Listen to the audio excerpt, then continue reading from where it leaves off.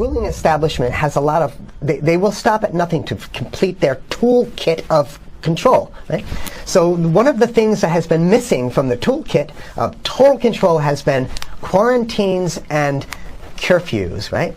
So now, welcome to the new world in America, where to get on a bus, to go through a subway station, if you think that the procedures at the TSA are onerous, right?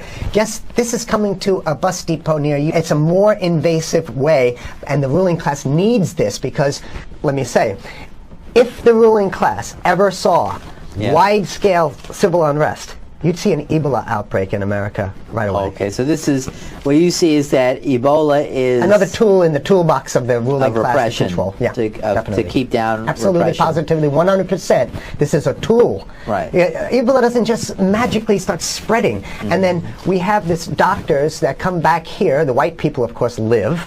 You know, the two whites who got it survived. All the black people that get it die.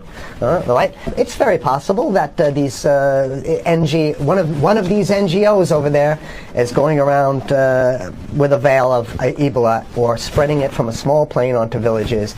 The point is to get hundreds of thousands of people infected with it and create the next phase of control. Now, one of the things I'd like to show to back up my my claims here. Here's a document from the Rockefeller Foundation. Rockefeller Foundation, right there. You can zoom in on that where my finger is. It's called Scenarios for the Future International Development, the Rockefeller Foundation. All right? Okay, let's take a look at what they're saying here. This is something like a 50, 60-page document. I'd like you to go to page 18, if you can look at this up on the internet, but I'll read it off to you. It's called lockstep, lockstep. And this is a phrase that I used right after 2001, when I saw the entire system of the United States, including the population, were in lockstep. So the Congress went along, and yes, it was Osama bin Laden, and the people waved their flag and said, I hate, hate, hate, hate, and everything was in lockstep. Well, in 2010, they published this, Rockefeller Foundation, and here's what they're saying. They're saying that they call it a scenario. These are scenario narratives, and they speak about it in the past tense. So they put out this scenario, lockstep. A world of tighter, top-down government control and more authoritarian leadership, with limited innovation and growing citizen pushback. Okay, I'll read a little bit of it. In 2012, the pandemic that the world had been anticipating for years, nobody was anticipating a pandemic, finally hit. Unlike 2009's H1N1, this new influenza strain originating from wild geese, they use some scenario, but this is Ebola they're talking about. Ahead. Even the most pandemic-prepared nations were quickly overwhelmed when the virus streaked around the world, infecting nearly 20% of the global population and killing 8 million in just 7 months, the majority of them healthy young adults. The pandemic also had a deadly effect on economies. You can see the agenda. Just naked, raw, naked control agenda written down, and it's anybody's guess how this becomes effectuated in real life. So whether this is written specifically as marching orders, or whether people take it upon themselves in the intelligence networks to say, okay, well, this has been produced, so this is the plan here. But these narratives have to be written in advance, because the intelligence agencies don't know how to do these narratives. They need help. So these think tanks, they come up with these, like Rand Corporation, Rockefeller Foundation. These are think tanks of death. They're not the think tanks, they're not there to find great ways to help people. Right? Okay, the pandemic also had a deadly effect on economics. International mobility of both people and goods screeched to a halt. Which is what they want. They want a completely isolated world, right? Debilitating industries like tourism and breaking global supply chains. Well, of course they want tourism stopped, because they're not in the tourism business, and they want you at home in your house in front of the TV. Then they got you, because once you watch the TV, they own your soul. Even locally. Wait a second, we're on television. I mean commercial television, let's say. national. Even locally, normally bustling shops and offices sat empty for months. Okay, so I love how they talk about it in the past tense in 2010. Right? The pandemic blanketed the planet, though disproportionate numbers in Africa died. Southeast Asia and Central America, where the virus spread like wildfire. It sounds like the opening monologue of a disaster movie, right? Exactly. Now listen, here's the good stuff now. But even in developed countries, containment was a challenge. Now here's this one. I love this one. The United States' initial policy of strongly discouraging, in quotation marks, strongly discouraging citizens from flying proved deadly in its leniency. So they're saying, that... No, keep going. Okay, read it. Proved deadly in its leniency. So they should have been tougher, right? Accelerating the spread of the virus, not just within the United States, but across borders. However, a few countries did fare better. China in particular.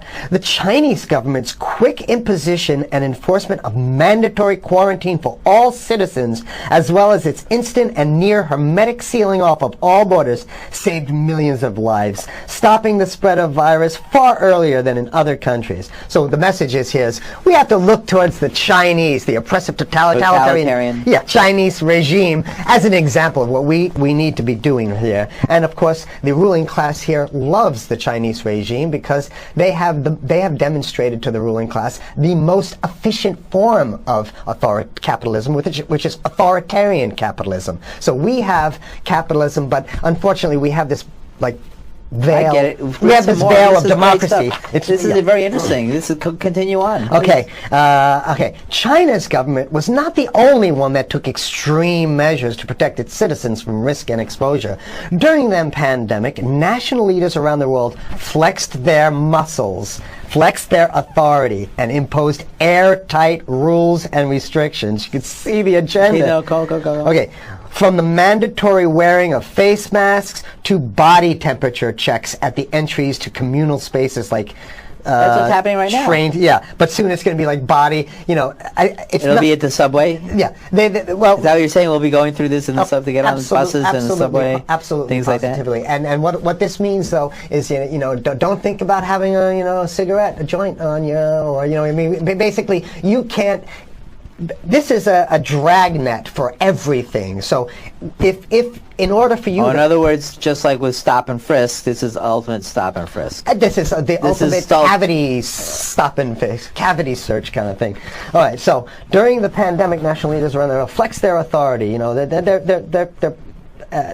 there's some good stuff. Listen to this.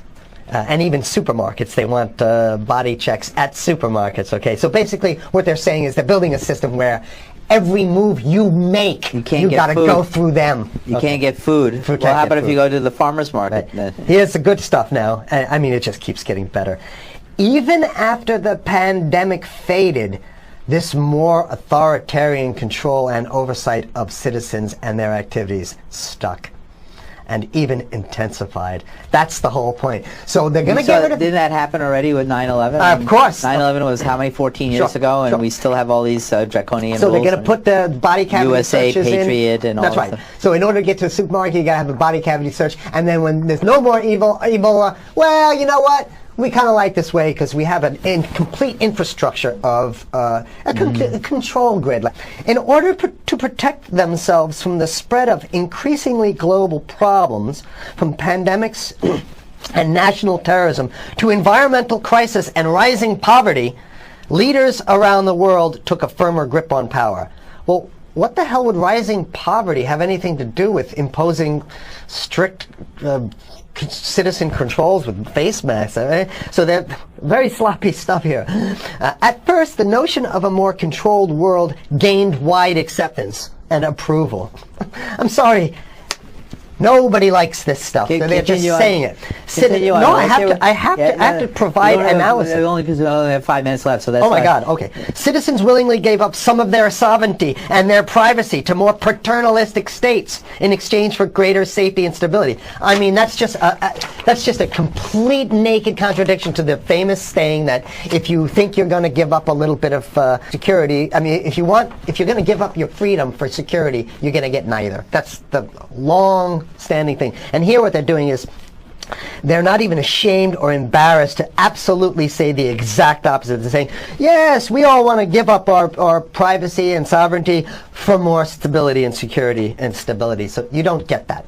When you give it up like that, you get the shaft. Can you show us the cover again of what you were just reading? One more time, and then I have two more documents. Right, this is what we were reading here, and just zoom in a little bit so folks can see it. He'll zoom in, don't worry, you can relax. And scenarios for the future of technology and international development. Okay, now I have two more documents. Keep it zoomed.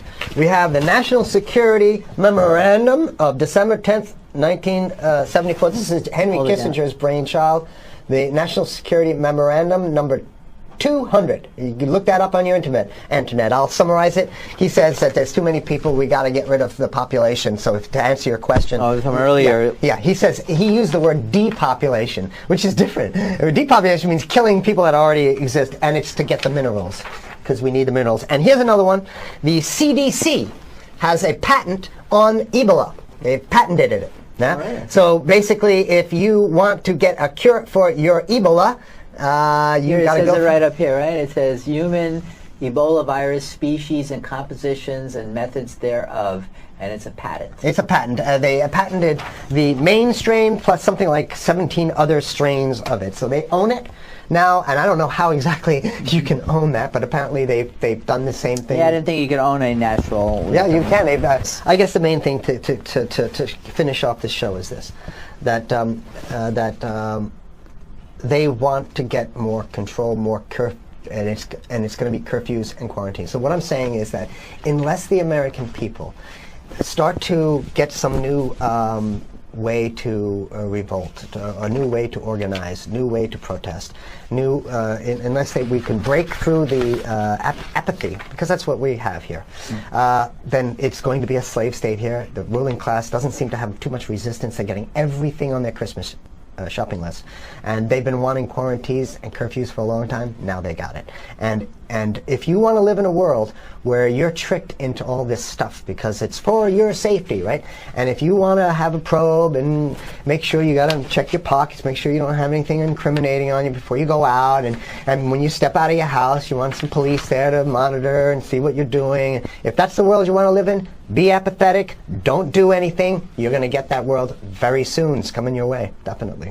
Yeah. So what should people do? What's the hope? You have 30 seconds. To wake up, learn about it, and go fight these bastards in Washington. They're easy to beat. If we can just organize, we can beat them. It's simple. They're weak, and there's so few of them.